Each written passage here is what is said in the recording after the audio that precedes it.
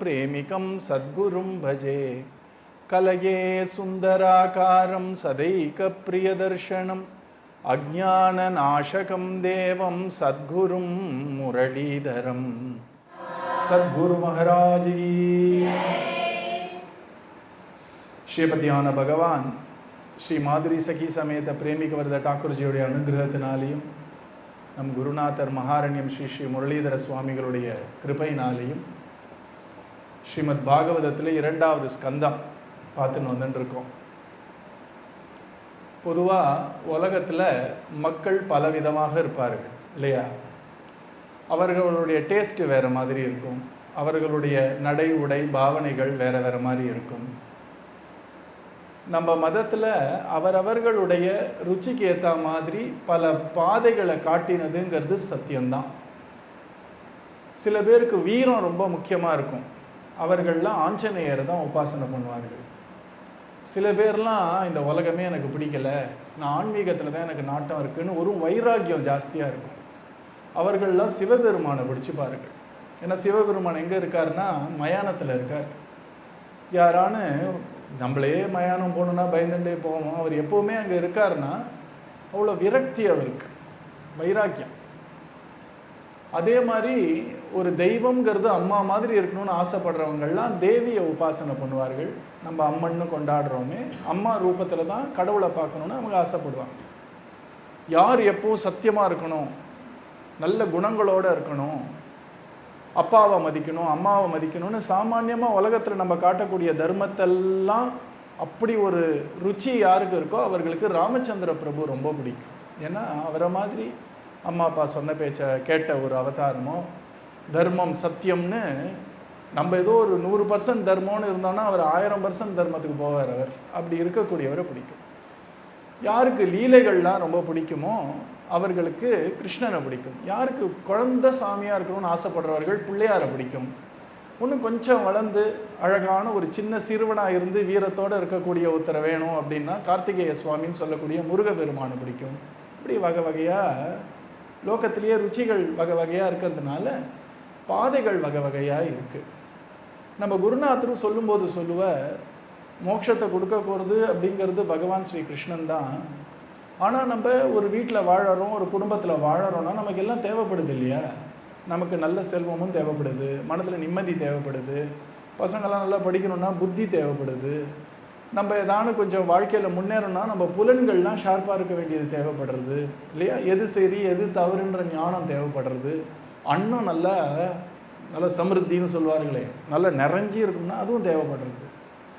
இங்கே சுகமுனி ரொம்ப அழகாக சொல்கிறார், இந்த மாதிரி பலவிதமான தேவைகள்லாம் இருக்கிறதுனால அந்தந்த தேவையை பூர்த்தி பண்ணுறதுக்கு பல பாதைகளும் இருக்கிறதுங்கிறது நம்ம மதத்தில் இருக்கக்கூடிய ஒரு தனித்துவம் இல்லையா? அதனால அந்தந்த தெய்வம் ஒரே தெய்வம் தான் அந்தந்த ரூபத்தை எடுத்து அந்தந்த தேவையை பூர்த்தி பண்ணுறது இல்லையா? ஒரு குழந்தை ஒழுங்காக ஹோம்ஒர்க் பண்ணலைன்னா அதே அம்மா என்ன ஆகிறாங்கன்னா அன்றைக்கி டீச்சர் மாதிரி ஏன்டா ஒழுங்காக பண்ணல, உதவாங்க ஒழுங்காக எழுதுறா அப்படின்றார். இந்த குழந்தை மார்க்கு கம்மியாக வீட்டில் வந்து அம்மா வந்து இந்த குழந்தையோடு சேர்ந்து அம்மாவும் அழறா, என்னடா இப்படி அழுத்தாடா, பரவாயில்லடா கவலைப்படாத கண்ணை தொடச்சிக்கோ அப்படின்றார். குழந்தைக்கு பசிக்கும் பொழுது அந்த அம்மாவே அழகாக சமையல்காரி ஆறார். குழந்தைக்கு ஒரு உற்சாகம் தேவைப்படும் போது அம்மாவே ஒரு நண்பனாக ஆறார். அந்த மாதிரி ஒரே அம்மாவே அந்த தேவைக்கேற்ற மாதிரி பல ரூபம் பல வார்த்தைகள் வேறு மாதிரி இருக்கும், நம்ம பேசக்கூடிய மொழி வேறு மாதிரி இருக்கும் இல்லையா? அதட்டும் பொழுது கண்ணா படுவா அப்படின்னு நான் திட்டுறா. அவன் திட்டும்பொழுது அவள் குரல் மேலே போகிறது பட்டுன்னு இல்லையா? கொஞ்சம் போது குரல் குழஞ்சி இருக்குது, சமைக்கும் பொழுது அன்போடு கலந்து இருக்குது. நம்ம ஒழுங்காக வாழ்க்கையில் முன்னேறணுமேனு கவலை வரும்பொழுது ஒரு உறுதியோடையும் ஒரு கம்பீரமாகவும் குரல் இருக்கா மாதிரி அதே கிருஷ்ணன் தான். ஆனால் பல ரூபங்கள் தரித்து பல நாமம் தரித்து பல மந்திரங்களில் இருந்து அவரவர்கள் அடையறதுக்கான தேவைகள். இப்போ கிருஷ்ணனை அடையணும்னா வேறு எந்த சாமியும் திரும்பி பார்க்க வேண்டாம். ஆனால் நமக்கு நல்லா சாப்பிடணும், நம்ம நல்லா வாழணும், குடும்பத்தில் கணவனுக்கும் மனைவிக்கும் நடுவில் ஒரு இணைப்பு, அந்த இறுக்கம் நல்லா இருக்கணும் அப்படின்லாம் இருந்ததுன்னா அதுக்கு ஒரு ரூபத்தை கிருஷ்ணன் தான் எடுக்கிறான் இல்லையா? அதனால சுகமுனி என்ன சொல்கிறார், நீ வந்து அந்திம காலம், அதாவது நீ இறக்க போகிறேன்ற காலத்தில் என்ன பண்ணணும்னு சொல்லிட்டேன். நீ ரெண்டாவதாக ஒன்று கேட்டியே, ஒருத்தர் எப்பொழுதுமே எதை நினைக்க வேண்டும், எப்பொழுதுமே ஒருத்தர் என்ன பண்ணணும்னா அந்தந்த தேவையை பொறுத்து வேறு வேறு விஷயம் பண்ணணும்ப்பா அப்படின்னு ஆரம்பிக்கிறேன் இல்லையா. வாழ்க்கையில் ஆன்மீகம் விடுங்கோ, உலக வாழ்க்கை, இந்த மாதிரி 2 வாழ்க்கையே கிடையாது. நம்ம குருநாதர் என்ன சொல்கிறார், உலக வாழ்க்கை ஆன்மீக வாழ்க்கைன்னு 2 கிடையாது. நம்ம வாழ்க்கிறது ஒரே வாழ்க்கை தான். இப்போது ஆன்மீக நான், லௌகீக நான் அப்படின்னு 2 நான் இருக்கான்னு, ஒரே நான் தானே இருக்குது. அப்போ நம்ம குருநாதர் என்ன சொல்கிறார், வாழ்க்கையில் ஒரு தெளிவும் உறுதியும் இருந்தால் அதுதான் ஆன்மீகம்.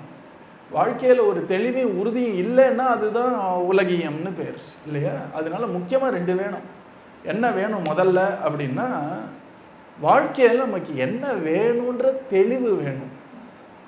குருஜி நிறைய வாட்டி கேட்பார், நம்மளை மாதிரி இருக்கிறவர்கள்லாம் குருஜிக்கிட்ட போய் ஒரு பிரார்த்தனை பண்ணும் பொழுது என்ன சொல்ல வரோன்னு நம்மளே கன்ஃபியூஸ் ஆகிடுவோம், என்ன வேணும்னு நமக்கே தெரியாது. அப்போ குருநாதர் கேட்கார், கிளியராக சொல்லு, ஆர் யூ கிளியர், உனக்கு என்ன வேணுங்கிறதுல தெளிவாக இருக்கியா. நம்பர் 1 ரொம்ப முக்கியம்.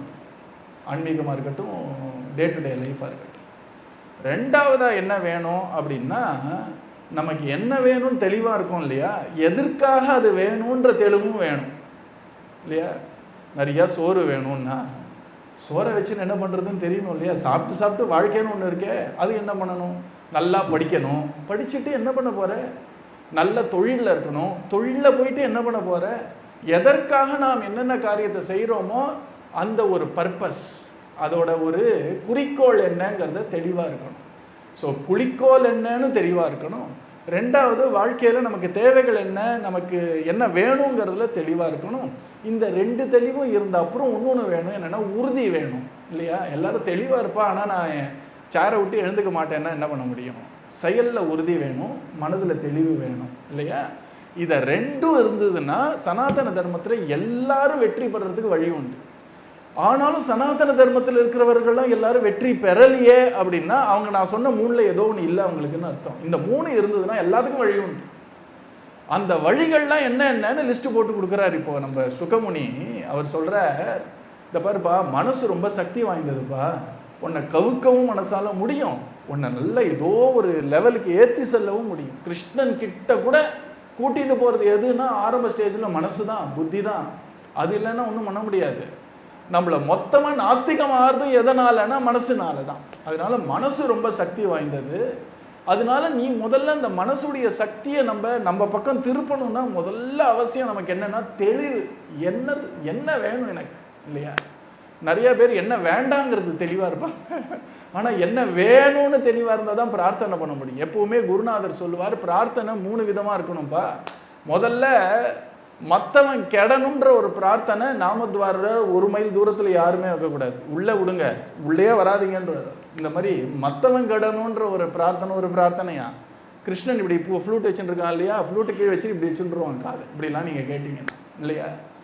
2வது என்ன அப்படின்னா, பிரார்த்தனையில் இந்த பிரார்த்தனை நேர்மறையான பிரார்த்தனையாக இருக்கணும். கிருஷ்ணா எனக்கு நோயே வரக்கூடாது கிருஷ்ணா அப்படின்னு பிரார்த்தனை பண்ணக்கூடாது. நான் எப்போவும் ஹெல்த்தியாக இருக்கணும்னு பிரார்த்தனை பண்ணணும் இல்லையா. ஏன்னா நேர்மறையான பிரார்த்தனைகள் தான் சீக்கிரமாக நமக்கு ஒரு ஜெயத்தை கொடுக்கும். 3வது பிரார்த்தனை தெளிவாக இருக்கணும். அந்த பிரார்த்தனை எக்ஸாக்டாக தெளிவு, இதுதான் வேணும் எனக்குன்னு தெளிவு இருக்கணும் இல்லையா.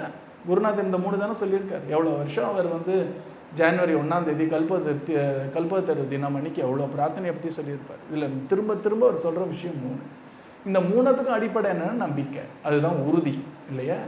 இந்த நம்பிக்கையே தெய்வ நம்பிக்கைன்னு ஒன்று இருக்குது, நம்ம மேலே நம்பிக்கைன்னு ஒன்று இருக்குது. இது 2ம் ஆக்சுவலாக பார்க்க போனால் வேறு கிடையாது, போக புரியும். முதல்ல நம்ம மேலேயே நமக்கு நம்பிக்கை இல்லைன்னா தெய்வத்து மேலே எங்கே நம்பிக்கை வரும் இல்லையா. நான் தானே தெய்வத்தை நம்பணும், என் மேலேயே எனக்கு நம்பிக்கை இல்லைன்னா எங்கேருந்து தெய்வ நம்பிக்கை வரும். அதனால இது எல்லாத்துக்கும் அடிப்படை நம்பிக்கை. அதனால இங்கே சுகமுனி ரொம்ப பியூட்டிஃபுல்லாக சொல்கிற, உனக்கு என்ன வேணும்னு பரீட்சித்து நீ தெளிவாக இரு. எல்லாத்துக்கும் நம்ம முனிவர்கள்லாம் ஒரு பாதை காமிச்சிருக்காரு. மனதில் மட்டும் இதுதான் நான் எனக்கு வேணும் அப்படின்னா அதுக்கான வழி இருக்குது. அந்த வழியை தான் மொத்தமாக 29 வழி காட்டுறார், 30வது வழியோடு பூர்த்தி பண்ணுறார்.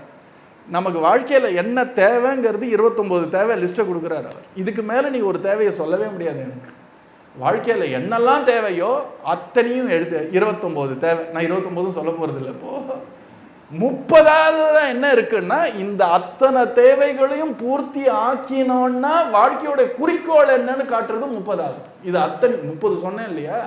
இதை வந்து ஒரு 8-9 ஸ்லோகத்தில் அடக்கிட்டார் நம்ம சுக்கர். இதுதான் 3வது அத்தியாயத்தில் ரொம்ப ஆச்சரியமான விஷயம். அவர் சொல்றார் என்ன வேணும்னு தெளிவாரு, எதற்காக அது வேணும்னு தெளிவாரு. எனக்கு நல்ல வேலை வேணும், இதுதான் வாழ்க்கையோட குறிக்கோளை சொல்லுங்க. நல்ல வேலை வேணும் குறிக்கோளை, டெய்லி 3 வேளை நல்ல சாப்பாடு வேணும், வேணும் தான் குறிக்கோளா? அது தேவை, குறிக்கோள் வேற. ஏற்கனவே நான் வந்து இது ஒரு 8 மாதம் முன்னாடி சொல்லியிருக்கேன். அப்போ 29 தேவைகள் 30வது குறிக்கோள்னு முடிக்கிறார். இதுதான் ரொம்ப ஆச்சரியம் பாகவத்தில். பாகவத்தில் என்ன தெரியுமா சொல்ல, இந்த உலகத்தை பற்றியே கவலைப்படாத, வைகுண்டம் அடையணும்டா, பட்னி கடை, கஷ்டப்படு, நடு ரோட்டில் புரளுன்னு சொல்லலை. வாழ்க்கை நல்லா வாழு, ஆனால் எதற்காக நல்லா வாழறோங்கிறத புரிஞ்சுக்கோ. கடைசியாக கிருஷ்ணனை அடையறதுக்காகத்தான் இத்தனையும் அவன் ஏற்பாடு பண்ணி தரான். வாழ்க்கையை முழுமையாக வாழு, முடியும் பொழுது இந்த பரீட்சைத்து மாதிரி முழுமையாக கிளம்பிப்போ. போரும் இனிமேல் நான் பகவானை பார்க்க போகிறேன்னு போ. உன்னை இங்கே எதையும் விட சொல்லலை, என்ன வேணுமோ அவசியத்தை நிச்சயமாக பிடிச்சிக்கோ, ஆனால் இதெல்லாம் தேவைகள்னு தெரிஞ்சுக்கோ. இது குறிக்கோள் கிடையாது. நீட்ஸ் வேற, பர்பஸ் வேற. நீடுனா தேவைகள், வாழணும்னா சாப்பாடு தேவை, 4 பேர் மெச்சர மாதிரி வாழணுன்ற நமக்கு ஒரு சொசைட்டியில் நல்ல பேர் வாங்கிறது தேவை இல்லையா? நல்ல புலன்களுடைய கூர்மை தேவை. கண்ணு நல்லா தெரியணும், கை நல்லா வேலை செய்யணும். சார் எனக்கு கண்ணு நல்லா தெரியணும், எதற்கு? டெய்லி உட்காந்துட்டு அக்கப்போர் படிக்கிறதுக்கு அப்படின்னா கண்ணு நல்லா இருந்தால் என்ன பிரயோஜனம்? அது கண்ணு நல்லாமல் இருக்காந்தே நல்லதுன்னு தோணும் சில பேருக்கு இல்லையா? அதனால என்ன தேவை, எதற்காக அந்த தேவைங்கிற அந்த குறிக்கோள், அதைத்தான் ரொம்ப அழகாக இங்கே லிஸ்ட்டை போட்டுன்னு வர. பரீட்சையை உட்காந்து கேட்குறான், நீ மரண காலத்தும் பொழுது செய்ய வேண்டியது என்னன்னு சொல்லிட்டேன், ஆனால் மரணத்துக்கு முன்னாடி ஜீவிதம்னு ஒன்று இருக்கு இல்லையா, வாழ்க்கைன்னு ஒன்று இருக்கே. வாழ்க்கையில் உனக்கு என்ன வேணுமோ உன்னுடைய தேவைகளுக்கு ஏற்ற மாதிரி நான் யாரை நீ பூஜை பண்ணணும், எப்படி பூஜை பண்ணணுன்ற விஷயத்த சொல்கிறேன்னு லிஸ்ட்டு போடுறார். முதல்ல எடுத்த உடனே சொல்கிற, நமக்கு எது சரி எது தவறு, வாழ்க்கையோடைய குறிக்கோள் என்ன, இதெல்லாம் நல்லா தெளிவாக தெரியணும் இல்லையா? இதெல்லாம் எது சொல்கிறதுன்னா வேதமாகிய சாத்திரம் தான் சொல்கிறது. அதனால முதல்ல எடுத்த உடனே அவர் சொல்கிறார், இந்த வேத ஞானத்துடைய தெளிவு வேணும்னா உனக்கு, அதாவது முனிவர்கள்லாம் உண்மையாக மனித வாழ்க்கையோடைய பிரயோஜனம் என்ன, மனித வாழ்க்கையோட குறிக்கோள் என்ன, எப்படி அந்த வாழ்க்கையை வாழணும், எது தர்மம் எது அறம் எது அதர்மம், இதெல்லாம் காட்டுறதுக்காகவே நமக்கு கொடுத்தது தான் இந்த வேதம். அந்த வேதத்துடைய ஞானம் உனக்கு தெளிவாக வரணும்னா இந்த வேதமே தன் முகமாக இருக்கக்கூடிய பிரம்மாவை நீ வந்து பூஜை பண்ணேன்னா, பிரம்மாவுடைய ஸ்லோகங்கள்லாம் சொன்னேன்னா, பிரம்மாவுடைய ரூபம் இருக்குது பார்த்தீங்களா, இது ஏதோ சும்மா விளையாட்டாக 4 முகம்லாம் வைக்கலை. இது நல்லா புரிஞ்சுக்கோங்க. நம்ம மனசு இருக்குது பார்த்தீங்களா, அந்த மனசுக்கும் ரூபத்துக்கும் ஒரு பெரிய கனெக்ஷன் இருக்குது. எந்த நாட்டுக்கு வேணாலும் போருங்கள், ஸ்டாப் செய்யணும், அபாயம் செய்யணும், எப்பவுமே ரெட் கலரில் தான் இருக்கும். ஏன் அப்படி இருக்கு இல்லையா? நல்ல ஒரு செழிப்பு அப்படின்னா இயற்கையிலேயே அது பச்சை கலர் தான் காட்டுறது இல்லையா? இப்போ வார்னிங் அப்படின்னு யாருமே கோல்டு கலரில் போட மாட்டான், எல்லாம் சேப்பாக தான் போடுவான். ஏன்னா மனிதனா ஒருத்தன் இருந்தானா, மனிதன் மட்டும் இல்லை என்ன விலங்குகளுக்கும் சிகப்பு அப்படின்னா அபாயம்னு தெரியும். இது வந்து ஒரு யூனிவர்சல், இது உலகளாவிய எல்லா ஜீவராசிகளும் பொதுவாக இருக்கக்கூடிய ஒரு இலக்கணம் அது. அந்த மாதிரி ஒரு கலருக்கும் மனசுக்கும் எப்படி ஒரு சம்பந்தம் இருக்கோ, அந்த மாதிரி ரூபத்துக்கும் மனசுக்கும் சம்பந்தம் உண்டு. அதனால ரிஷிகள்லாம் என்ன பண்ணார்கள், பிரம்மா எப்படி இருக்கான்னு அவர்கள் பார்த்துட்டும், நீ பிரம்மாவை எப்படி தியானம் பண்ணணும்னா 4 தலையோட தியானம் பண்ணு.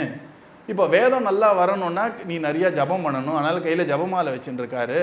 அந்த ஒரு 4 முகங்களும் ஒவ்வொரு முகமும் ஒவ்வொரு வேதம்னு தெரிஞ்சுக்கோ. அந்த மாதிரி அவர்கள் அந்த பிரம்மாக்கே ஒரு அழகான ரூபம் பண்றார்.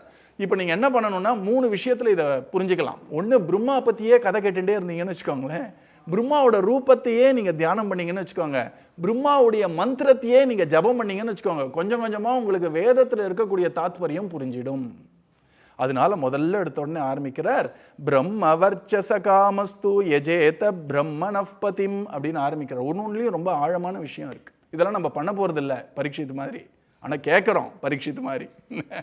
அடுத்தது அவர் சொல்கிறார், இந்த இந்திரன் ஒருத்தன் இருக்கான், அவன் எப்படி இருக்கான் அப்படின்னா இந்த தேவர்களுக்கெல்லாம் ராஜாவாக இருக்கான் இல்லையா?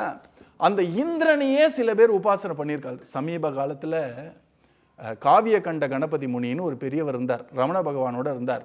அவர் இந்திரனை நேருக்கு நேர் பார்த்து இந்திரன் மேலே ஸ்லோகம்லாம் எழுதியிருக்கார் அவர்.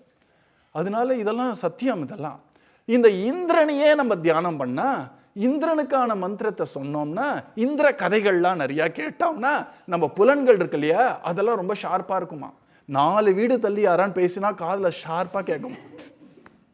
என்ன யாரான அங்கே லைட்டாக சிரிச்சா கூட ஏன் 1 மைல் தள்ளி என்ன பார்த்து சிரிக்கிற அப்படின்னு தெரியுமா. கண்ணு அவ்வளோ ஷார்ப்பாகிடுமா. நம்ம கைவண்ணம்னு சொல்லக்கூடிய ஸ்கில்னு சொல்கிறோம் இல்லையா, கைத்திறன், கைவண்ணம், இதெல்லாம் ரொம்ப நல்லா ஆயிடுமா. அதனால அவர் சொல்றார், இந்திரம் இந்திரிய காமஸ்து. உனக்கு இந்திரியங்கள்னா புலன்கள்னு அர்த்தம். இந்த புலன்கள்லாம் நல்லா, கண்ணு நல்லா பார்க்கணும், காது நல்லா கேட்கணும், அந்த ஸ்மெல்லு கரெக்டாக, அதாவது ஊதுவத்தி 2 ஊதுவத்தி ஏற்றினாங்களா 1 ஊதுவத்தி ஏற்றினாங்களா வரைக்கும் ஸ்மெல்லுனால தெரிஞ்சுக்க முடியுமா இல்லையா. நிறைய பேர் நம்ம பாடசாலைய பசங்கள்லாம் மாடியில் உட்காந்துட்டு நைட் என்ன டிஃபன்னு சொல்லுவாங்க. அவ்வளோ ஷார்ப், அவ்வளோ நிஜமாக விளையாட்டுக்கே சொல்ல. இங்கே இல்லை, நான் சேங்கனூரில் இருந்தேனே, அங்கே சொல்லுவாங்க அந்த பசங்கள்லாம் விளையாட்டுக்கே சொல்ல. என்னன்னா அவங்க என்ன இந்திரனை தான் பிடிச்சாங்க போல இருக்கா. பார்த்தா அவ்வளோ ஷார்ப்பு மூக்கு அவங்களுக்கு. இந்த மாதிரியான உங்களுக்கு சக்திகள் வேணும்னா அவ்வளோ ஷார்ப், அப்படி வேணும்னா நீ இந்திரனை பூஜை பண்ணு அப்படின்ட்டார். அப்புறம் அவர் சொல்கிறார், குழந்தைகள்லாம் வேணும் அப்படின்னா பிரஜாபத்தின்னு இருக்கார்கள், அவர்களை உபாசனை பண்ணால் குழந்தைகள்லாம் நம்ம குழந்தைகள் வளம், நம்ம சந்தான பாக்கியம்ங்கிறது ஏற்படும் அப்படின்றார்.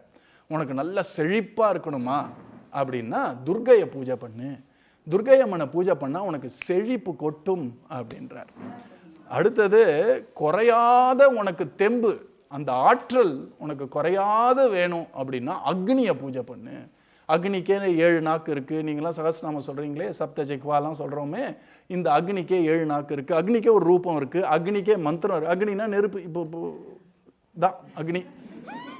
இந்த அக்னியை நல்லா நீங்கள் பிடிச்சிங்கன்னா உங்களுக்கு நிறைய, இப்போ வேர்த்து கொட்டுது இல்லையா, தெம்பு ஜாஸ்தி ஆகுதுன்னு தெரிஞ்சுக்கோ. அக்னியை உபாசனை பண்ணிட்டு இருக்கோம். அப்போ அக்னியை நீங்கள் உபாசனை பண்ணீர்கள் என்றால், உபாசனை என்னன்னு அர்த்தம், அக்னியே நினச்சிண்டு அக்னியோட மந்திரத்தையே சொல்லி, அக்னியோடைய கதைகள், அவனுக்கே ஒரு புராணம் இருக்குது, அவருக்கே அக்னி புராணம்னு ஒன்று இருக்குது. அதெல்லாம் உட்காந்து கேட்டுருந்தோன்னே என்ன ஆகும் தெரியுமா, நல்ல தெம்பே குறையாதான். அப்படி ஒரு பெரிய தெம்பை கொடுப்பாராம். நிறைய செல்வம் வரணும்னா, செழிப்பு வேற செல்வம் வேற பிரித்து காட்டுறார்கள். செல்வம்னா காசு, ரைட்டா. செழிப்பு அப்படின்னா எல்லா விதத்துலேயும் நமக்கு குறையில்லாமல் இருக்கக்கூடிய தன்மை, மனசு உள்பட. என்ன அதனால இந்த செல்வம் வரணும்னா 8 வசுக்கள், இந்த பீஷ்மர் ஒரு வசுன்னு சொன்னோம் இல்லையா, அந்த மாதிரி 8 வசுக்கள் இருக்கார்கள். ஏற்கனவே நான் 33 தேவர்களுக்கு கணக்கு சொன்னேன். இந்த தேவர்களை ஒருத்தர உபாசனை பண்ணால் உங்களுக்கு என்னென்ன பலன் கிடைக்கும்னு காட்டுறார்கள். 8 வசுக்களை நீங்கள் உபாசனை பண்ணிங்கன்னா செல்வம் கொழிக்கும். நல்ல வீரம் வேணும்னு வச்சுக்கோங்க. ஒரு காளை மாட்டை தூரத்தை பார்த்தாலே ஒதுங்கி போகாமல் நேராக அப்படி நடந்து போகணும் இல்லையா, அந்த மாதிரி ஒரு வீரம் வேணும் அப்படின்னா ஏகாதச ருத்ரர்கள், 11 ருத்ரர்கள், சிவபெருமானுடைய ஒரு அம்சம் அது. 11 ருத்ரர்களை நீ உபாசனை பண்ணால் வீரம் வரும் அப்படின்றார்கள். அப்புறம் நிறைய சாப்பாடு வரணும் அப்படின்னா யார் நல்லா சாப்பாடு கொடுப்பா, அம்மா தானே கொடுப்பா. தேவர்களோட அம்மாவாக இருக்கக்கூடிய அதித்தின்னு பேர் அவளுக்கு. அந்த அதித்தி தேவதையை, அந்த அதித்தி அம்மாவை நீ நினச்சிட்டே இருந்தேன்னா உனக்கு நிறைய சாப்பாடு வரும். அதனால் அதித்தின்னு பேர் வச்சா சோறு நல்லா கிடைக்குமா, வகை வகையான சாப்பாடு கிடைக்குமா, ஜீரணம் ஆகிற மாதிரி சாப்பாடு கிடைக்குமா, ரைட்டா. அதுக்கப்புறம் சொல்கிறார்கள், உனக்கு ஸ்வர்க்கம் போகணும் அப்படின்னா இந்த அதித்தியோடைய குழந்தைகளாக இருக்கக்கூடிய அந்த ஆதித்யர்களை பூஜை பண்ணு. அதித்தியோடைய 12 குழந்தைகள், அவர்களை பூஜை பண்ணால் நீ ஸ்வர்க்கத்துக்கு போகலாம். இந்த லோகத்தில் ஒரு பிரயோஜனமும் கிடையாது ஆதித்யர்கள்லாம் பூஜை பண்ணி இல்லையா. போன அப்புறம் இந்த சரீரம் போன அப்புறம் ஸ்வர்க்கம் சூப்பராக இருக்குமா, எல்லாம் வேண்டியதெல்லாம் கிடைக்கும். ஏற்கனவே சொன்னேன் ஸ்வர்க்கத்தை பற்றி உங்களுக்கு. அப்புறம் நல்ல ஆயுஷ் வேணும்னா அஸ்வினி குமாரர்கள்னு 2 பேர் இருக்கார்கள். அந்த அஸ்வினி குமார் தான் நம்ம மூக்குடைய அந்த முகரும் சக்தியுடைய அதிதேவதைன்னு சொன்னோம். அந்த அஸ்வினி குமாரர்களை பூஜை பண்ணோன்னா நமக்கு நல்ல ஆயுள் கிடைக்கும். அப்புறம் அவர் சொல்கிறார், நல்ல மனைவி வேணும். ஊர்வசின்னு ஒரு அம்மா இருக்காங்களாம் ஸ்வர்க்கத்தில். அந்த ஊர்வசி அம்மாவை நிறைய பூஜை பண்ண ரொம்ப அழகான மனைவி கிடைப்பார்கள். மனைவி கிடைச்சா போகாது இல்லையா, கணவன் மனைவிக்கு நல்ல அண்டர்ஸ்டாண்டிங் இருக்கணும், நல்ல ஒரு இணக்கம் இருக்கணும்னா அதுக்கு உமாதேவி, நம்ம சிவபெருமானுடைய ஒரு பத்னியாக இருக்கக்கூடிய தேவியாக இருக்கக்கூடிய உமாதேவியை நீ பூஜை பண்ணனா குடும்பத்தில் கணவன் மனைவியில் சண்டை குறையுமா, அண்டர்ஸ்டாண்டிங் பெட்டராக வரும் அப்படின்றார்கள். நிறைய போகங்கள்லாம் அனுபவிக்கணும், பெஸ்ட் ஏசி காரில் போகணும், கரண்ட்டே கட் ஆகாத இடத்துல இருக்கணும், இப்படிலாம் போகங்கள்லாம் நீ ஆசைப்பட்டேன்னா சோமன் ஒருத்தர் இருக்கான். இந்த சோமன் யார் தெரியுமோ, நம்ம ஆசிரமத்துக்கு நீங்கள் ஷார்ட்கட்டில் வந்தீங்கன்னா நடுவில் சோமங்கலம்னு ஒரு ஊர் வழியாக போகிறீங்க இல்லையா, சோமன்னாலே சந்திரன் அர்த்தம். அந்த சந்திரன் சிவபெருமான அந்த ஊரில் பூஜை பண்ணதுனால தான் அந்த ஊருக்கே சோமங்கலம்னு பேர் இல்லையா. அதனால அந்த ஒரு சோமனை நீ பூஜை பண்ணுனா போகங்கள்லாம் கிடைக்கும் அப்படின்னு சொல்லிட்டு, இதெல்லாம் ரைட்டு, எனக்கு வாழ்க்கையில் வைராக்கியம் வரணும்னா என்ன பண்ணுறதுன்னு, இவர்கள்லாம் பண்ண ஒரு பிரயோஜனம் கிடையாது. வைராக்கியம் உனக்கு வரணும் அப்படின்னா நீ கிருஷ்ணனை தான்ப்பா உபாசனை பண்ணணும் அப்படின்ட்டார். எந்த கிருஷ்ணனை உபாசனை பண்ணும் அப்படின்னா நம்ம பாகவதத்தில் காட்டக்கூடிய ஒரு கிருஷ்ணன், அந்த கிருஷ்ணனை உபாசனை பண்ண வைராக்கியம் வந்துடும் அப்படின்னு சொன்னார். இந்த கடைசியாக வைராக்கியத்தை வச்சார் பார்த்தீங்களா. முதல்ல சொல்லலை. முதல்ல ஏன் இதெல்லாம் சொல்லலைன்னா, முதல்ல தேவைகள்லாம் கொஞ்சம் பூர்த்தி பண்ணிட்டு தான் அதுலேருந்து விலகணும்னு தோணும் இல்லையா. அதனால முதல்ல தேவைகளுக்கெல்லாம் அதை பண்ணு. நம்ம குருநாதர் அழகாக மதுரை முறையில் போன மாதம் எழுதினார். ஒரு கேள்வி ஒருத்தர் கேட்குறார், என்ன அப்படின்னா, நான் கிருஷ்ண பக்தனாக இருக்கேன், பிள்ளையார் சதுர்த்தி கொண்டாடலாமா, கார்த்திகை விரதம் இருக்கலாமா, அம்மனுக்கு கூழ் ஊற்றலாமா அப்படின்னா, அதெல்லாம் அவசியம் பண்ணு. நீ பகவானை அடையணுன்ற சாதகனாக இருந்தன்னா இதெல்லாம் பண்ண வேண்டிய அவசியம் இல்லை.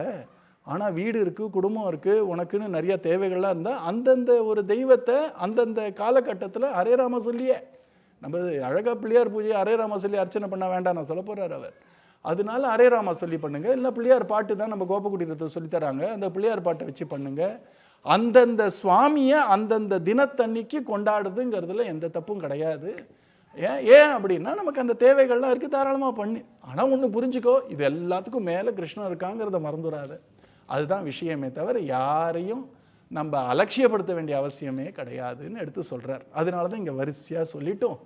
ஒருத்தர் பார்த்தார், பசிச்சா சாப்பாட்டுக்கு அதித்தி அம்மாவை பூஜை பண்ணு.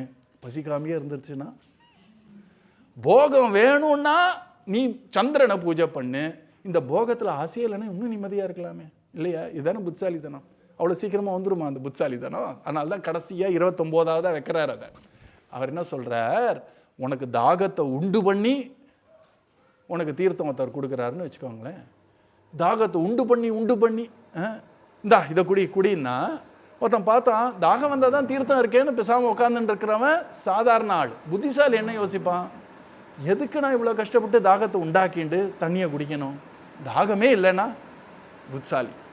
அதனால 29ஆவதா அழகாக நம்ம சுகமுனி கேட்குறார், உனக்கு இந்த அத்தனை விஷயத்து மேலேயும் ஆசை விட்டு போய் நிம்மதியாக இருக்கணும்னு நீ ஆசைப்பட்டா அதுக்கு யாரை நீ பூஜை பண்ணணும் அப்படின்னா அவர் சொல்கிறார், இந்த மாயை கலப்பில்லாத அந்த புருஷனை பூஜை பண்ணுற அப்படின்னா கிருஷ்ணன் அர்த்தம். அந்த கிருஷ்ணனை நீ பூஜை பண்ணு அப்படின்னு சொல்கிறார். சொன்ன உடனே கொஞ்சம் அப்படி வெயிட் பண்ணி பார்க்குறார். இந்த பரீட்சித்தை தான் சுவாமி அந்த இந்திரனோட மந்திரத்தை மட்டும் கொஞ்சம் கேட்கல. கொஞ்சம் நான் பிராயோபவேசமாக உட்காந்துட்டு இருக்கேன், கொஞ்சம் அதித்தி அம்மாவோட மந்திரத்தை கேட்கல. ஏன்னா அவன் தெளிவாக இருக்கான், இதெல்லாம் கேட்கல பரவாயில்ல, வைராக்கியத்துக்காக ஒரு மந்திரத்தை கொடுங்க கூட கேட்கல. ஏன்னா எந்த அளவுக்கு அவன் குரு கிட்ட சரணாகதி பண்ணியிருக்கான்னா, இனிமே என்ன தேவைங்கிறது அவரே ஊட்டட்டும். இதுதான் அந்த வார்த்தை. நம்ம சத்சங்கம் மாதிரியான சத்சங்கத்தில் வந்துட்டானா குருநாதர் அழகாக ஒரு விஷயத்த சொல்கிறார், பகவத அமுதூட்டி பவபயம் போக்கிடும் பரமத் கயாள நடி குருநாதன். பாகவத அமுது கொடுத்துன்னு சொல்லலை, ஏன்னா நம்மளாம் ரொம்ப சமத்து குழந்தை. அமுதை கொடுத்தாருன்னு வச்சுக்கோங்க, பக்கத்தில் இருக்கிற பொட்டி கடையில் கொடுத்து ஒரு 10 பைசா சாக்லேட் வாங்கி வந்துடுவோம். அதனால அவர் என்ன பண்ணிட்டார், இவன் கையில் கொடுத்தா சரிப்படாது, பாகவத அமுது ஊட்டின்ட்டார். வாயை தர ஆணு தர ஊட்டு, காதுன்ற தொன்னையில் ஊட்டு, அவ்வளோதான். அதனால இங்கே அவர் பார்க்குறார், எனக்கு என்ன தேவையோ சுகமுனி தர போகிறார். நான் ஏன் இதுக்கெல்லாம் தனித்தனியாக மந்திரத்தை சொல்லணும்?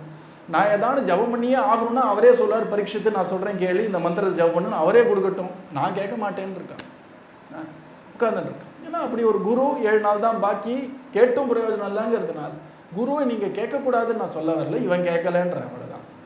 உடனே 29ஆவதா வைராக்கியத்தையும் கேட்கல, சாம கேட்டுட்டு இருக்கான், சந்தோஷப்பட்டுட்டார். எப்பவுமே இதான் நடக்கும், மகாபாரதமாக இருக்கட்டும் பாகவதமாக இருக்கட்டும், தர்மத்தை சொல்லுங்கள் அப்படின்னா பெரிய லிஸ்ட்டு கொடுத்தார் பீஷ்மாச்சாரியார். டே நீ ராஜாவாக இருந்தால் இதை பண்ணு இதை பண்ணாத, நீ கணவனாக இருந்தால் இதை பண்ணு அதை பண்ணாத, நீ மகனாக இருந்தால் இதை பண்ணு அதை பண்ணாத, நீ அப்பாவாக இருந்தால் இதை எதேதோ தர்மங்கள்லாம் சொல்கிறார். சண்டை போடும்போது இந்த தர்மம், கஷ்டம் வரும்போது இந்த தர்மம், தப்பு பண்ணிட்டேன்னா இந்த தர்மம் சரி பண்ணிக்கிறதுக்கு அத்தனையும் சொல்லிவிட்டார். இப்போ யுதிஷ்டருக்கு இதெல்லாம் கேட்டுவிட்டு எல்லாம் நல்லா தான் இருக்கு, சரிதான், பண்ணதான் போறோம், இதை தாண்டி ஏதோ இருக்கு போல இருக்கே. கோ தர்ம சர்வ தர்மானாம் பவத பரமோ மதஹா, எல்லா தர்மத்தையும் உசத்தி தர்மத்தை கொடுங்கள்னு கேட்டோடனே கொடுக்குறார். ஏன்னா கேட்கிறவர் யுதிஷ்டர், கொடுக்கிறவர் பீஷ்மாச்சாரியார். இங்க பரீட்சித்து ராஜோவாச்சன் இல்லவே இல்லை. இத்தனையும் கேட்டுவிட்டு இது எல்லாத்துக்கும் சாரமான விஷயத்தை கொடுங்கன்னு கேட்கலாமா, பேசாம உட்காந்துட்டு இருக்கான்.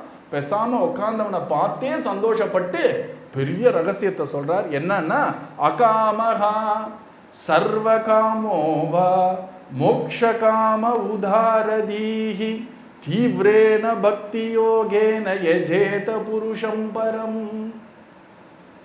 பரீட்சித்தை பார்த்து கேட்டார், சொல்றார், 29 விஷயம் சொல்லிட்டேன்ப்பா, இதெல்லாம் தேவைகள், 28 தேவை, 29 ஆன்மீக தேவை, 30வது குறிக்கோள் என்ன அப்படின்னா, உனக்கு நான் கடைசியாக 29 சொன்னேன்னு எதுவுமே வேண்டாம், எனக்கு வைராக்கியம் தான் வேணும்.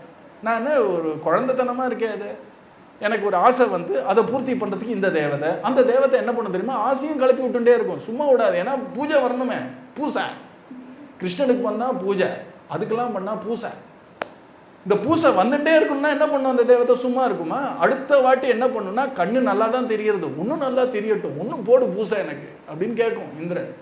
பூசை போட விட்டுட்டோம்னா கிருஷ்ணன் கூட பார்க்காம ஒரு வழி பண்ணி தந்தது இந்திரன். ஞாபகம் இருக்கானா? இனிமே தான் சொல்ல போறேனோ. அப்போ இந்த தேவதைகள் எல்லாம் நம்ம பூசை போட்டோம்னு வச்சுக்கோங்களேன், அது என்ன பண்ணும், பூசை போட்ட அளவுக்கு அனுகிரகம் நிச்சயமா பண்ணும். அதுல டவுட்டே கிடையாது. எல்லா தேவதையும் அனுகிரகம், எவ்வளோக்கு எவ்வளோ நம்பிக்கை இருக்கோ அவ்வளோக்கு எவ்வளோ அனுகிரகம். ஆனா பாவம், ஏன் வருஷம் கஷ்டப்பட்டு இந்த ஒரு சாப்பாடுக்காக பூசை போடுறோன்னா, அதித்தி அம்மா என்ன சொல்லணும், இனிமேல் பூசைலாம் போடாதடா நானே பார்த்துக்கிறேன்னு சொல்லாது. பூசை போட்டால் சோறு, அப்படிதான் அதித்தி.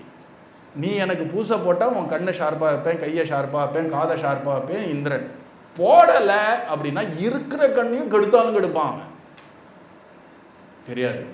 அதனால அவர் என்ன சொன்னார், லிஸ்டெல்லாம் போட்டுட்டு கடைசியாக ஒருத்தன் புத்திசாலி, இதுலேருந்து வைராக்கியம் வரணும், இனிமேல் எனக்கு சாப்பாடு மேலே அந்த ருச்சி போகணும், அதனால நான் அதித்தி அம்மாவை கேட்குறேன்னா அது சரிப்பட்டு வராது. அதித்தி அம்மா சாப்பாடு தான் கொடுப்பாளே தவிர சாப்பாட்டு மேலே இருக்கக்கூடிய ருச்சியையோ தேவையையோ குறைக்க மாட்டான், ஜாஸ்தி பண்ணுவாளான்னு தெரில எனக்கு. அப்போது அந்த வைராக்கியம் வேணும்னா யார்கிட்ட போகணும்னா கிருஷ்ணன் கிட்ட போ அப்படின்னு முடிச்சார் இல்லையா. இப்போ 30ல் சொல்கிறார், பரீட்சித்தை பார்த்து, பரீட்சித்து ஒரு ரகசியம் சொல்கிறேன், எனக்கு எதுவுமே வேண்டாம் அப்படின்னா கிருஷ்ணன் தான் வேணும்னு அர்த்தம் இல்லையா. சார் எனக்கு வாழ்க்கையில் ஒன்றுமே வேண்டாம் சார் அப்படின்னு சொல்கிறவ கிருஷ்ணன் தான் வேணும்னு கம்ப்ளீட் பண்ணால் புத்திசாலி, இல்லைன்னா அடிமுட்டாள்னு அர்த்தம் இல்லையா.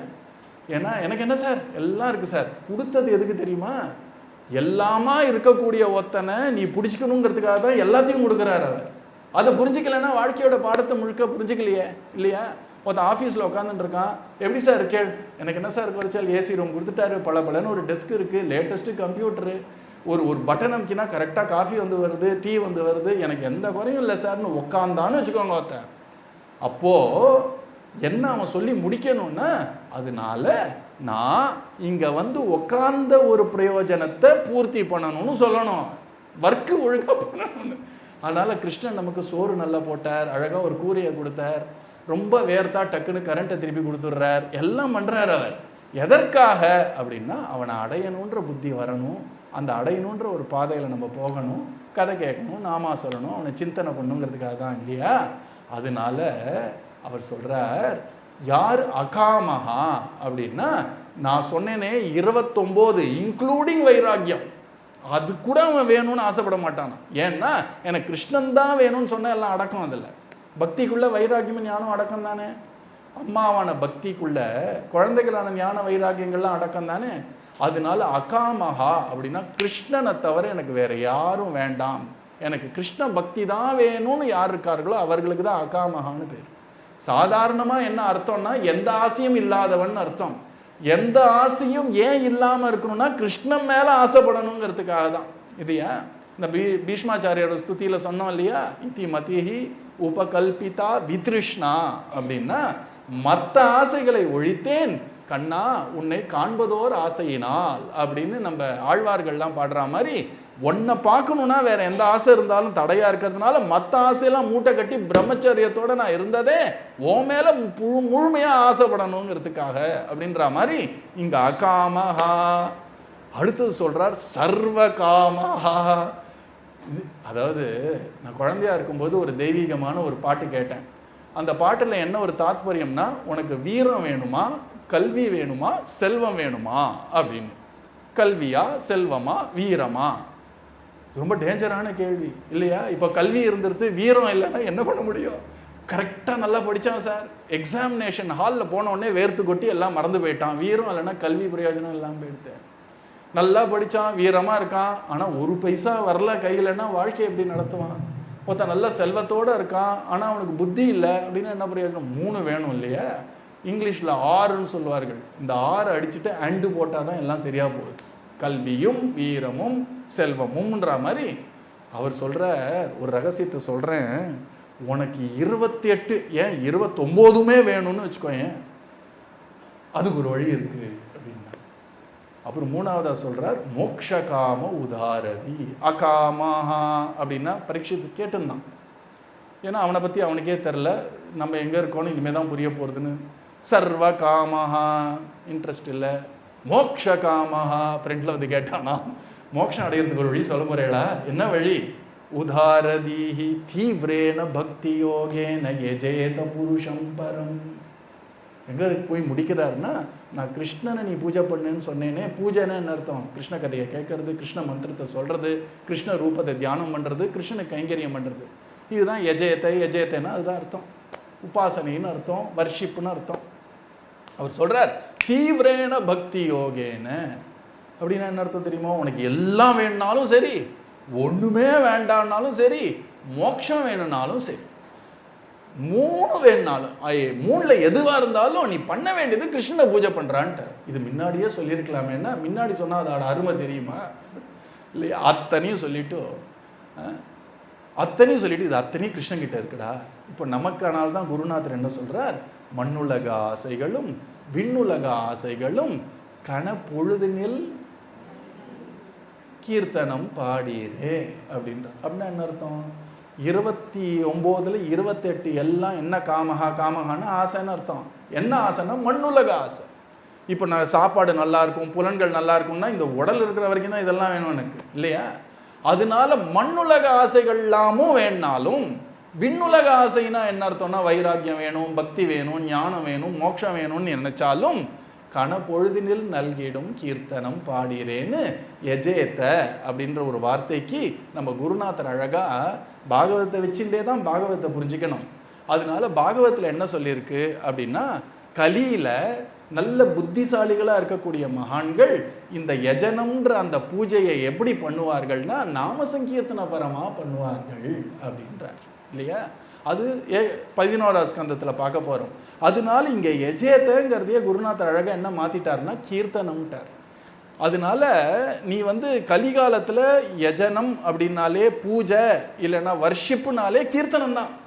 அதனால நீ பண்ண வேண்டியது என்ன? மகாமந்திர கீர்த்தனத்தை பண்ணிட்டோன்னா உனக்கு ஆசையே இல்லை, எனக்கு பக்தி தான் வேணும், நான் கிருஷ்ணனை தான் அடையணுன்ற ஏகாந்த பக்தனாக நீ இருந்தாலும் உனக்கு வழி மகாமந்திர கீர்த்தனம். அதுக்கு சாட்சி யாருன்னா ரகுநாத தாச கோஸ்வாமி, நம்மளுடைய சைத்தன்ய மகாபிரபுவோடைய எல்லா சீடர்களும் அப்படித்தான், கிருஷ்ணன் தான் வேணும்னார்கள். எப்போ நாமா எனக்கு எல்லாமே வேணும்னு நீ ஆசைப்பட்டாலும் நீ நாமா சொல்லு. குச்சேலர் அடையலையா? அவரும் கிருஷ்ணரை தான் பிடிச்சார். திரௌபதிக்கு வஸ்திரம் வரலையா? கிருஷ்ணரை தான் பிடிச்சார்.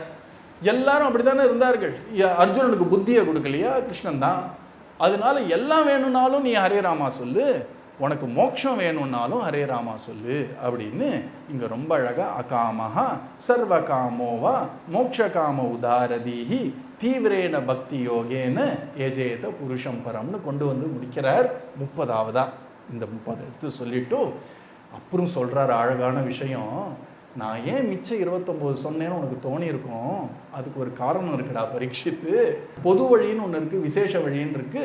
விசேஷ வழின்னு சொன்னாலே என்ன அர்த்தம்னா அத்தனை பேராலையும் போக முடியாதுங்கிறது தானே சார் இது விசேஷ வழி, எல்லாரும் போகலாம் சார்னா அதுதான் பொது வழி. விசேஷ வழினா சில பேர் யார் பாக்கியவான்களோ அவர்கள் மட்டும் போகக்கூடிய வழி தானே விசேஷ வழி. அப்போ பொது வழின்னு ஒரு வழி இருக்குல்லப்பா, அதனால தான் நான் 28 சொன்னேன். 29 30ங்கிறது விசேஷ வழி. நீ விசேஷ வழிக்குள்ள போகணும்னா 28க்குள்ள போயிட்டு தான் வந்திருக்கணும். இப்போ நம்மெல்லாம் ரொம்ப லக்கி, டக்குன்னு கிருஷ்ணன்னா புரிஞ்சிருத்து, குருநாதர்னா வந்துட்டோம். ஏன்னா இந்த ஜென்மத்திலையோ போன ஜென்மத்திலையோ இதெல்லாம் நிறைய பண்ணி முடிச்சுட்டு தான் வந்திருக்கோம் இல்லையா? யாரோ ஒருத்தர் அம்னீஷியா வந்துருத்து, திடீர்னு அவர் பார்த்தார், காலேஜில் 3rd இயர் படிக்கிறார், எப்படி அப்படின்னு கேட்குறார். அம்னீஷியா வராதவர், அம்னீஷியானா மறதின்னு அர்த்தம். பழசெல்லாம் மறந்துடுதுன்னா அம்னீஷியா. ஒரு விதத்தில் ரொம்ப சௌக்கியமாக இருக்குன்னு தோன்றதோ. ஒருத்தர் வந்து சொல்கிறார், நீ மறந்து போயிட்டப்பா, எனக்கு தெரியும், நீ ஏற்கனவே 12ஆம் கிளாஸ் இந்த ஸ்கூலில் படித்த, 1வது வருஷம் முடிச்சுவிட்ட, 2வது வருஷம் முடிச்சுவிட்ட, அதனால தான் இப்போ 3வது வருஷத்தில் இருக்கேன்னு அவர் எடுத்து காட்டுறார். நமக்கு மறந்து போயிடுத்து, நமக்கு தெரியல, தெரிஞ்சவர் ஒருத்தர் இருக்காருன்னு. அந்த மாதிரி அவர் சொல்கிறார், நீ இந்த மாதிரியான 28 தேவதைகள் லிஸ்ட்டு நான் ஏன் கொடுத்தேன் அப்படின்னா, நிறைய பேர் என்ன பண்ணுவார்கள், 2 வீடு தள்ளி கிரகப்பிரவேசம் பண்ணுவார்கள். அந்த கிரகப்பிரவேசத்தில் யாருக்கு ஹோமம் பண்ணுவார்கள்னா, ஏதோ வாஸ்து தேவன் ஒருத்தருக்கா, ஒருத்தன் தேவன், அதுக்கப்புறம் சுதர்ஷன ஹோமம்னு ஏதோ பண்ணுவார்கள், ஏதோ ஒரு ஹோமம் பண்ணுவார்கள். இப்போ இதெல்லாம் கிருஷ்ண ஹோமம் கிடையாது. ஆனால் இந்த ஹோமம் பண்ணும் பொழுது கூப்பிடுறவது யாருன்னா குருநாதர் வருவார் இந்த ஹோமத்துக்கு. ரைட்டா? முன்ன பின்ன குருநாதரை பார்க்காதவர்களும் இந்த ஒரு கிரகப்பிரவேசத்துக்கு வருவார்கள். ஏன்னா இந்திரனுக்கு ஹோமம் பண்ணுறார் போல இருக்கு, வாஸ்துக்கு ஹோமம் பண்ணுறார் போல இருக்குன்னு. அவர்கள் இப்போ இந்த வரக்கூடிய குருநாதரை பார்த்த உடனே அதனால ஈர்க்கப்பட்டு, யார் இவர் அப்படின்னோடனே, எனக்கு இந்த கஷ்டம் இருக்கே, போய் கேளு, அப்புறம் கஷ்டம் தீரும், இஷ்டம் கை கூடும், அப்புறம் கொஞ்சம் கொஞ்சமாக பக்தி வரும், கொஞ்சம் கொஞ்சமாக என்ன ஆகும்னா ஞானம் வரும், அப்புறம் வைகுண்டம் போவார்கள். அதனால அவர்கள் சொல்கிறார், தனித்தனியான தேவதைகளுடைய உபாசனையெல்லாம் ஏன் தெரியுமா சொன்னேன், இந்த தேவதைகளை வந்து நான் பூஜை பண்ணுறேன்ற அந்த சாக்கிலையாவது அவன் 4 நல்லவர்களை கூப்பிடுவான். அந்த 4 நல்லவர்களில் எப்போவான்னு ஒரு வாட்டி ஒரு பாகவதரும் வந்துடுவார். அந்த பாகவதரோடைய ஒரு சங்கம் அதனால் அவனுக்கு ஏற்படுறதுனால என்ன ஆகும்னா, கொஞ்சம் கொஞ்சமாக அவனுக்கு பக்தி வரும், அப்புறம் கிருஷ்ண கதையில் ருச்சி வரும், ஞானம் வரும், வைராகியம் வரும், அவனும் முன்னேறிட்டு போயிடுவான்ற. அதனால தான் இந்த 28. இப்போ புரியுறதா ஏன் இவ்வளோ தெய்வம் இருக்குன்னு? முதல்ல எப்படி ஆரம்பித்தோனோ இப்போ முடியும் போது எல்லாத்தையும் சேர்த்து பாருங்க. அத்தனை தெய்வம் ஏன் வச்சிருக்காருன்னா, கடைசியாக இப்படி வழியை காட்டி காட்டி காட்டி கிருஷ்ணனுடைய சரணத்தில் போய் நிற்கிறதுக்காகத்தான் இத்தனை தெய்வங்கள் இல்லையா? இப்போ குருநாதரே 10 பேர் அனுப்புகிறார். இந்த ஊர்லேருந்தே ஒருத்தர் ஊராக போய் நிறையா ப்ரேயர் பண்ணிட்டு வர்றார். அவரையும் அங்கே ப்ரேயர் பண்ணுறார். வரவங்கள்லாம் கடைசியாக குருநாதர் சரணத்தையும் பிரேமிகவர்தன் சரணத்திலையும் வந்து நிற்கணுங்கிறதுக்காக தானே பண்ணுறார். அந்த மாதிரி இந்த தேவதைகள்லாம் கிருஷ்ணனுடைய பிரச்சாரகர்கள்னு வச்சுக்கோங்களேன். இவர்களும் என்ன பண்ணுறார்கள்னா, நாம பிக்ஷை தான் பண்ணிட்டு இருக்கார். ஆனால் அது தெரிஞ்சு பண்ணுறாங்களோ தெரியாமல் பண்ணுறாங்களோ, ஆனால் கடைசியாக போக வேண்டியது என்னென்னா கிருஷ்ணன்கிட்ட அப்படின்னு காட்டுறார் ரொம்ப அழகாக.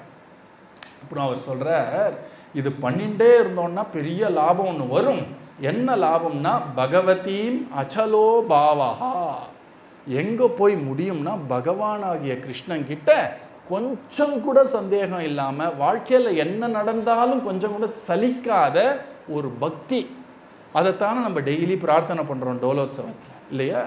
அசஞ்சல பக்திம் தேகி தவ சரணே, எனக்கு சஞ்சலமே இல்லாத பக்தியே உன் சரணத்தில் கொடு அப்படின்னு சொல்லி தான் நம்ம டோலோத்சவம் பண்ணுறோம் பல நாமத்வார்கள்.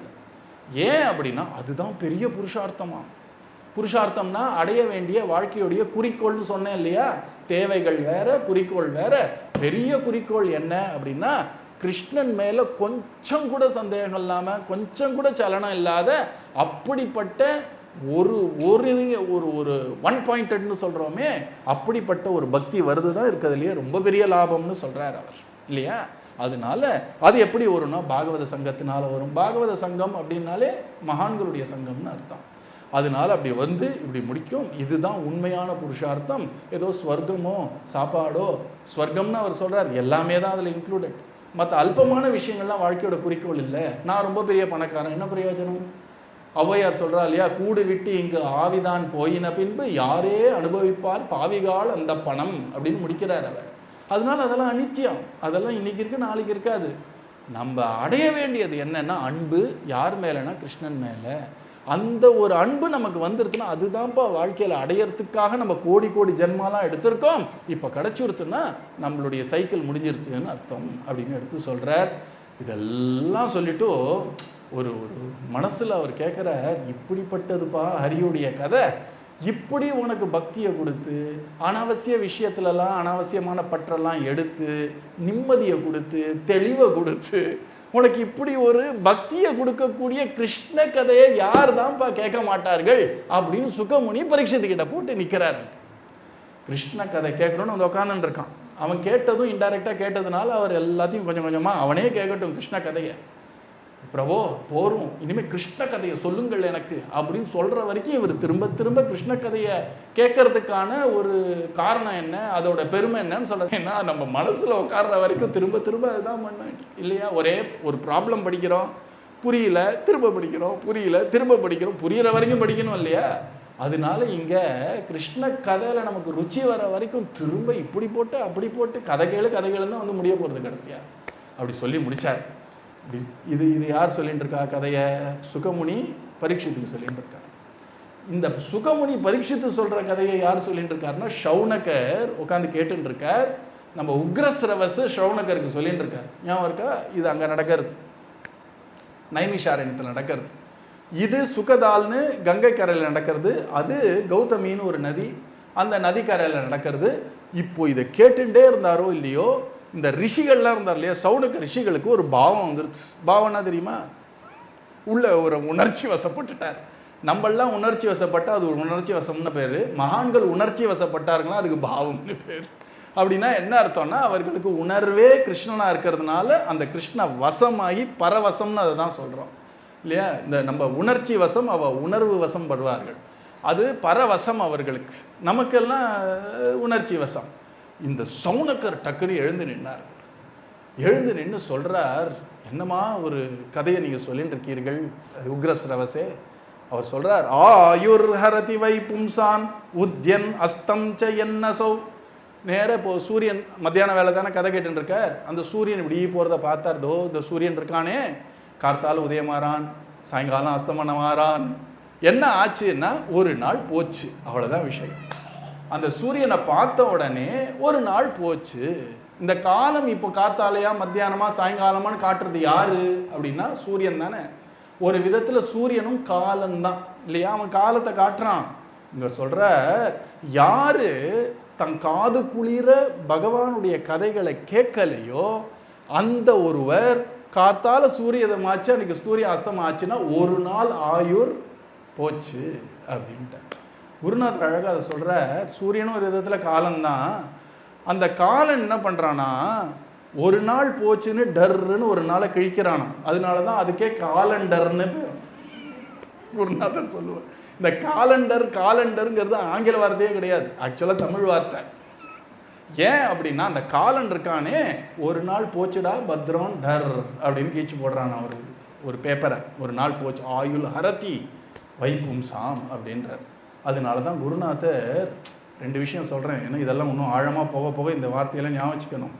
அன்வயம்னு ஒன்று இருக்குது, வத்திரேகம்னு ஒன்று இருக்குது. அப்படின்னா என்ன அர்த்தம்னு சொல்கிறேன். இதை பண்ணால் உனக்கு இது பலன் அப்படின்னு சொன்னால் அன்வயம்னு பேர். நேர்மறையாக சொல்கிறது.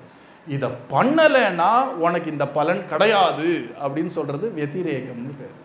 நம்ம குருநாதர் அழகாக ரெண்டு பாட்டு பாடினார், ஒரு அன்வய பாட்டு, ஒரு வத்திரேக பாட்டு. ஒரு பாட்டில் என்ன சொல்கிறார், பாடாத நாள் எல்லாம் பாழே முரளிதரணி.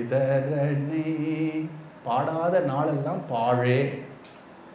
எப்படி நம்ம ஸ்ரீ ஆண்டாள் இந்த ழகாரத்தை வச்சுட்டு ஏதோ 11 13 ழா, தமிழுக்கே ழா ரொம்ப பெருசு. நம்ம குருநாதருடைய ழா கீர்த்தனம். பாடாத நாளெல்லாம் பாழே அப்படின்னா என்ன அர்த்தம்? இந்த காலன் இருக்கானே, சூரியனாக இருக்கட்டும், யமதர்மராஜாவாக இருக்கட்டும், நீ ஒரு நாள் கிருஷ்ணனை பாடலைன்னா, ஒரு நாள் கிருஷ்ணனை போய் பார்க்கலன்னா, ஒரு நாள் நீ கிருஷ்ணனுடைய கதையை கேட்கலன்னா அந்த நாள் உனக்கு பாழுடா போ அப்படின்ற. அதுக்கு அன்வய கீர்த்தனம். அது நீ கிருஷ்ணநாமம் சொன்னானா நல்லதுங்கிறதுக்கு அழகாக சொல்கிறார். நாமம் சொல்லிடும் நாள் எல்லாம் நல்ல நாளே. ஹரிநாமம் சொல்லிடும் நாளெல்லாம் நல்ல நாள் அப்படின்ற.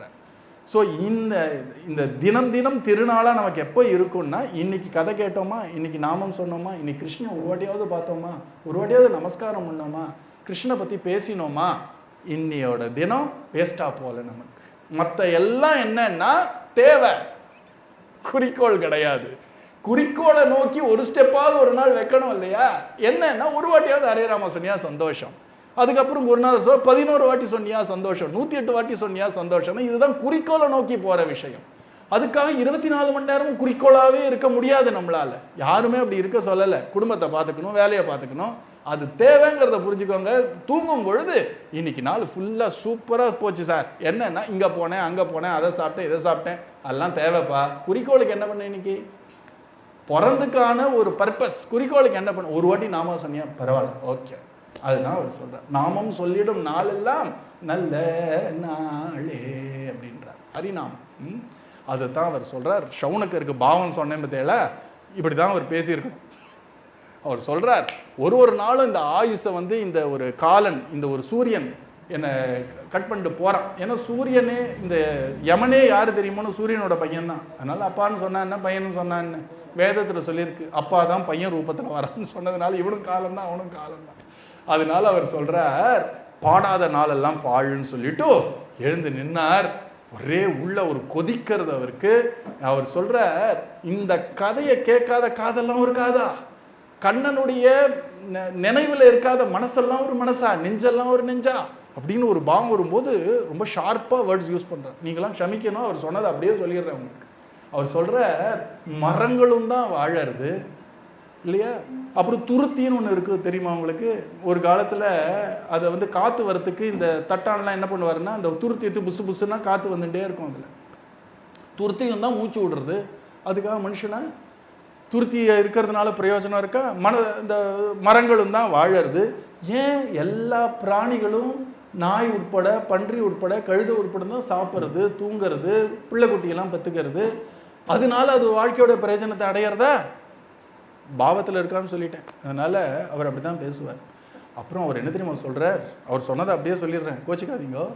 கதை கேட்காதவர்கள்லாம் இந்த நாய்க்கு சமம், பன்னிக்கு சமம், ஒட்டகத்துக்கு சமம், கழுதைக்கு சமம் அப்படின்றார். திட்டும் பொழுதெல்லாம் தேவலோகத்தில் எப்படி தெரியுமா திட்டுவார்கள், என்னடா நீ பெரிய மனுஷன் நினைப்படா உனக்கு அப்படின்னு திட்டுவார்கள். அவர்களுக்கு மனிதன்கிறது ரொம்ப திட்டு வார்த்தையாம். நம்ம உட்காந்துட்டு நாய், பேய், இதெல்லாம் கழுதை, எருமாடு, அதெல்லாம் நினச்சி பாருங்க. அதெல்லாம் கதை பேசும்போது என்ன திமிருடா இந்த மனுஷங்களுக்கு, நம்ம பேரை திட்டு வார்த்தையாக யூஸ் பண்ணுறாங்க பாடுறா. ஒழுங்காக ஒருத்தன் ஹோம்ஒர்க் பண்ணலன்னா எருமைன்னு திட்டுறா வச்சு. என்ன எருமைக்கெல்லாம் எப்படி இருக்கும் நீங்கள் யோசிச்சு பார்த்துருக்கீங்களா இல்லையா?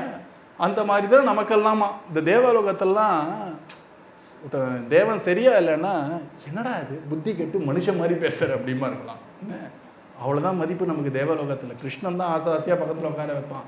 அதனால அவர் சொல்கிறார், நாய் மாதிரி, பன்னி மாதிரி, ஒட்டகம் மாதிரி, கழுத மாதிரின்னு சொல்லிட்டு போயிட்டார் இந்த ரிஷி. ஏன்னா ஒரு பாவத்தில் இருக்கார். அதை நம்ம புரிஞ்சுக்கணும். அவர் திட்டுறதுங்கிறது அங்கே தாத்பரியம் கிடையாது. இங்கே இதற்கு ஒருத்தர் உரை எழுதியிருக்கார் மெனக்கட்டி. நாய் மாதிரின்னு ஏன் அப்படின்னா, மொத்தமாக மரியாதைக்கு ஒரு பொருளாக இல்லாமல் போயிடுவோம் இல்லையா? அது அந்த காலத்தில். இப்போல்லாம் எதுக்கு அதெல்லாம் விடுங்க. அதுக்கு அடுத்தது பன்னி மாறி அப்படின்னா, அது கண்டதை தின்றா மாதிரி, அப்படிப்பட்ட அனாவசிய விஷயங்களையே மனசில் உழப்பின்றான பன்னி கண்டதை தின்றா மாதிரி தான் இது அப்படின்ட்டாங்க. ஒட்டகம் மாதிரி அப்படின்னா, இந்த ஒட்டகம் என்ன தெரியுமா சாப்பிடும், பாலைவனத்தில் இருக்கிறதுனால முள்ளு செடியை தான் சாப்பிடும். அந்த மாதிரி நமக்கு துன்பத்தை தரக்கூடிய விஷயங்களையே உட்காந்துன்னு மனசால மென்னுன்னு இருக்கிற மாதிரி தான் ஆகும் கதை கேட்கலன்னா. கடைசியாக கழுத மாதிரின்னு ஏன் சொல்கிறார்கள்னா, அந்த கழுதை என்ன பண்ணுன்னா பாரம் சுமக்குமே தவிர அதனால அதுக்கு எந்த பிரயோஜனமும் கிடையாது. வாழ்க்கையே பாரம் மாதிரி சுமந்துட்டு இருக்கோமே தவிர பிரயோஜனப்படலை. இதனால தானோ என்னமோ பாகவத்திலே எடுத்து கொடுத்துட்டார் இவர், இன்னைக்கு எல்லாம் திட்டின்னு இருக்கோம். எப்படி யாரும் நீ ஒட்டகம்னு திட்டல, நல்ல வேலை. ஏன்னா நமக்கு அவ்வளோ ஒட்டகம் இல்லாததுனால மற்ற மூணும் அழகாக திட்டுறோம் நம்ம இல்லையா? அதனால அப்படி எடுத்து சொல்கிறார், கதை கேட்கணும் ரொம்ப முக்கியம் அப்படின்றார். அப்புறம் அவர் சொல்கிறார், காதுன்னு ஒன்று படைச்சதே எதற்காகனா கிருஷ்ண கதையை கேட்க தான் அதுக்கு காது அப்படின்னு பேர். குருநாதரும் அதை எழுதியிருக்கார். கிருஷ்ண காதையை கேட்பதனால்தான் அதற்கு காது என்று பேரோன்னு ஒரு மதுரை கீதத்தில் எழுதியிருக்கார். அது கிருஷ்ண கதையை கேட்காத காது எப்படின்னா ஒரு ஓட்டை அப்படின்ட்டார். என்ன இந்த பாம்பு, நண்டு, தேளெல்லாம் ஒழிஞ்சிக்கக்கூடிய ஓட்டை மாதிரி பாது, பிரயோஜனமே கிடையாதுன்ட்டார். எந்த நாக்கு ஹரே ராமா சொல்லலையோ அது தவளையோடைய நாக்கு அப்படின்ட்டார். ஏன்னா தவளையோட நாக்கு என்ன பண்ணும், இந்த கொசு கிடைக்கிறதா வருதா டபக் டபக் டபக் டபக்குன்னு அதை தான் பண்ணிட்டு இருக்குமே தவிர அந்த நாக்குனால அதால் பேச முடியாது இல்லையா. அதனால தவளையோட நாக்கு மாதிரி அப்படின்றார். எந்த கண்கள் நாமத்வாருக்கு வந்து நம்ம யுகலத்தையோ குருநாதரையோ தரிசனம் பண்ணலையோ அந்த கண் என்னன்னா மயில் கண் வேஷ்டியில் இருக்கக்கூடிய கண்ணு மாதிரின்ட்டார். நான் மயில் கண்ணுன்னு ஒரு மயில் கண்ணுன்ட்டார் அவர். மயில் இறகுல ஒரு கண்ணு மாதிரி இருக்கும் பத்தியில, அது பார்க்குமா, அது இருந்த என்ன இல்லாமல் என்ன, அந்த மாதிரி இந்த கண்ணு கிருஷ்ணனை பார்க்கலைன்னா அது பிரயோஜனமற்றதுங்கிறதுனால பாவத்தில் சொல்கிறார். அதுக்கப்புறம் அவர் சொல்கிறார், யார் சத்சங்கம் யாரும் வீட்டில் வச்சுக்கலையோ அந்த வீடு மசானம் மாதிரின்ட்டார். அது வந்து மயானம் மாதிரி.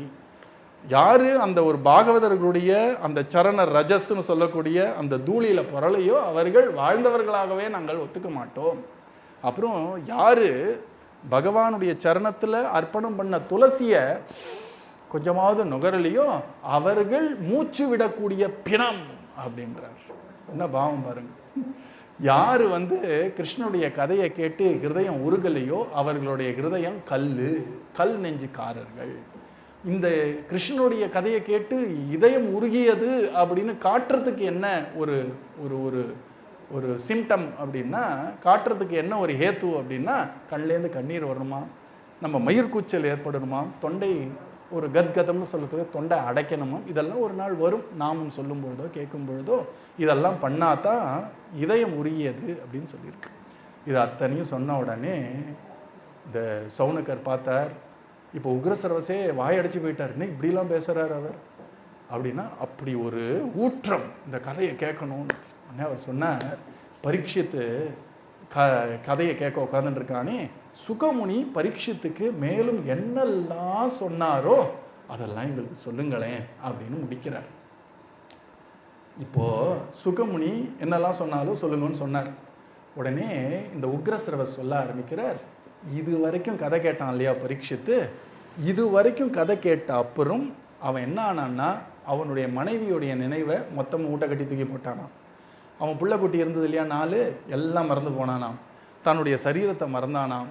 இனிமே நான் அடைய வேண்டியது என்னன்னா கிருஷ்ண கதையை கேட்கறதான்னு தெளிவு வந்துருத்தான் அவனுக்கு.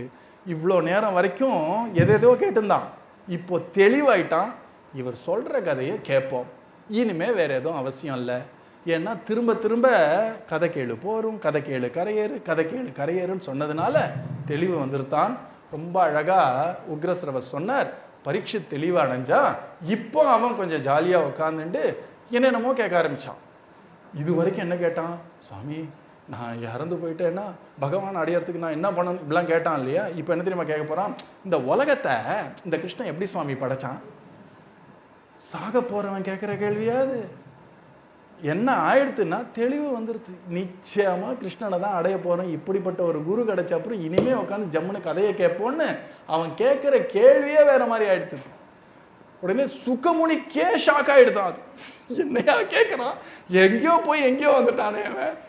சாகும் நேரத்தில் என்ன பண்ணணும்னு கேட்ட ஆள் இந்த பகவான் உலகத்தை எப்படி படைக்கிறான், எப்படி ரட்சிக்கிறான், எப்படி திருப்பி அழிக்கிறான்னு கேட்ட உடனே சுகமுனிக்கே தூக்கி வாரி போட்டு, ஓஹோ கதையை அவசரப்பட்டு தியான ஸ்லோகம் சொல்லாமல் ஆரம்பிச்சிட்டோமோ அப்படின்னு அவர் ஒரு 13 தியான ஸ்லோகம் சொல்ல ஆரம்பித்தார். எதுக்காக இதை சொன்னோம் அப்படின்னா, ஒரு குருநாதர் இப்படி ஒரு சுகமுனி மாதிரி ஒரு குருநாதர் கிடச்சிட்டாருன்னா அந்த சிஷ்யனுக்கு எந்த பாரமுமே இருக்காது, வாழ்க்கையே பாரமாக இருக்காது, மனசில் ஒரு பாரம் இருக்காது, ரொம்ப லைட்டாக போயிடுவானா. என்ன இருக்குது பார்த்துக்கலாம், அவர் நம்மளை பார்த்துப்பார். இப்போ அவரோட பேச வச்சு கேட்கறதுக்கு ஏதானு கேள்வி கேட்டுட்டே இருக்கணும். இப்போ அவன் உலகம் எப்படி கிரியேட் ஆச்சுன்னு வச்சு நான் ஒன்றும் அடைய போகிறதில்ல. இப்போ சுகமுனி சொல்லிவிட்டார், இவ்வளோதான்ட்டார், நீ பண்ண வேண்டியது கிருஷ்ணனை பஜிக்க வேண்டியதுப்பான்னு சொல்லி நிறுத்திவிட்டார் அவர். இப்போ கதை ஓடி ஆகணுமே, இவர் ஓடி போயிடுவார் இல்லைண்ணா கதை ஓடலைன்னா. அதனால அவரை பார்த்து கேட்குறான், ஏதானு ஒன்று கேட்கணும், அவசரத்தில் டக்குன்னு இந்த கேள்வி தான் வந்தது போல இருக்குது பரீட்சத்துக்கு. பகவானுடைய கம்பீர லீலைகள்லாம் சொல்லுங்கள், எப்படி பகவான் இந்த ஒரு படைப்பை எப்படி படைச்சான், இதை எப்படி நடத்துகிறான். 5 குழந்தை வீட்டில் இருந்ததுன்னு வச்சுக்கோங்களேன், அந்த 5 குழந்தைய கொஞ்சம் ஃப்ரீயாக விட்டு அந்த அம்மா வெளில வந்தாலே ஒன்று சிண்டை பிடிச்சின்னு புறன்னு இருக்காங்க. அந்த மாதிரி 5 பூதங்கள் ஒன்று விரோதம், இதை அத்தனையை வைத்து கொண்டு 5 சமத்தா இருந்தால் நடத்துறதுக்கு மேனேஜரே தேவையில்லை இல்லையா. ஒன்று சான்ஸ் கிடைச்சா ஒன்று முழுங்கிடும். இல்லையா? இந்த ஆகாசம் இருக்குது பார்த்தீங்களா, காத்தையே முழுங்கிடும். ஏதோ போனால் போகிறதுன்னு சங்கர்ஷனா பகவான் பிடிச்சி வச்சிருக்காரு இல்லையா? நீங்கள் மேல்வெளி போக விண்வெளியில் போனீங்கன்னா காற்றே கிடையாது. ஏன்னா முழுங்கிடுது காற்றை மொத்தமாக.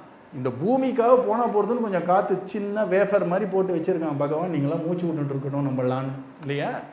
அதே மாதிரி நெருப்பு பார்த்தோன்னா இந்த பூமியை முழுங்கிடும். பூமினா மரங்கள் தானே, மரத்தை முழுங்கிடும். இந்த தண்ணியை பார்த்தோன்னு வச்சுக்கோங்க, அக்னியை முழுங்கிடும். ஒன்றும் பயங்கர காம்ப்ளெக்ஸாக இருக்குது இல்லையா? அப்படி இருக்கக்கூடிய அஞ்சையும் இப்படி கட்டி காத்து இந்த உலகத்தில் ஒரு ஒழுங்கை வச்சு நடத்துகிறானே, அது எப்படி? அது சொல்லுங்கள். கடைசியாக திரும்ப அவன் அழித்து திருப்பி அழித்து ஆரம்பிக்கிறானே, இந்த மூணையும் எனக்கு எடுத்து சொல்லுங்கள் அப்படின்னு கேட்ட உடனே சுகமுனி உடனே கண்ணை மூடிண்டார். 12 ஸ்லோகங்கள்னால நம்ம கிருஷ்ணனையும், ஒரு ஸ்லோகத்தினால தான் அப்பாவாகிய கிருஷ்ணரையும் அவர் அப்படி ஸ்மரிச்சுண்டு அந்த கதையை சொல்ல ஆரம்பிக்க போகிறார். சத்குரு மகாராஜ் கி